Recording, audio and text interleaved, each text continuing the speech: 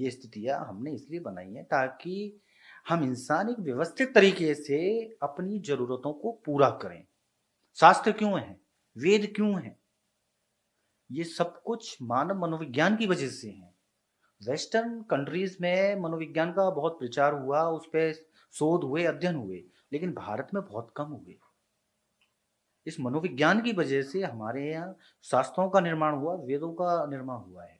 रामचरितमानस इसलिए रखी है घर में ताकि बच्चों के चरित्र का निर्माण राम की तरह हो। लेकिन दुर्भाग्य से उसमें उनका निर्माण कैसे हुआ, इसके बारे में कोई जानकारी नहीं है। उसमें राम का चरित्र बताया गया है कि आप उनको आदर्श मानो और ऐसे अपने जीवन को बनाओ। लेकिन अगर उस शिक्षा के बारे में हमें पता हो जो राम ने शिक्षा ली, तो शायद हमारे लिए ज्यादा अच्छा होता। अब कृष्ण की बात करो तो थोड़ा सा चेंज नजर आता है। कृष्ण के समय में अलग चीजें थी। उन्होंने दो शिक्षाएं ली राम ने, आध्यात्मिक और सांसारिक। लेकिन कृष्ण ने तो जाने कई तरह की शिक्षाएं ली थी। वो राजनीति में भी निपुण थे, अध्यात्म में तो थे ही थे, सांसारिक जीवन में भी थे। वो 16 कलाओं के मालिक थे, राम 8 के थे। तो ये फर्क है, क्योंकि उनके आते आते समाज, हमारा जो दुनिया है वो अलग तरीके की थी।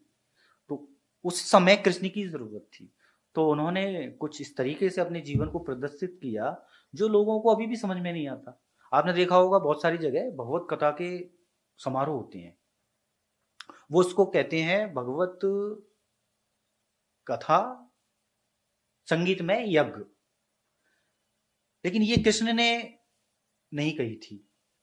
ये भगवत कथा जो होती है उसमें श्री कृष्ण के बारे में बताया जाता है, जैसे कि वो कैसे पैदा हुए, वो उन्होंने कैसे दुर्योधन और पांडवों के बीच की समस्याओं को हल किया, या भीष्म पितामह के बारे में बताते हैं, या उनके विवाह के बारे में बताते हैं।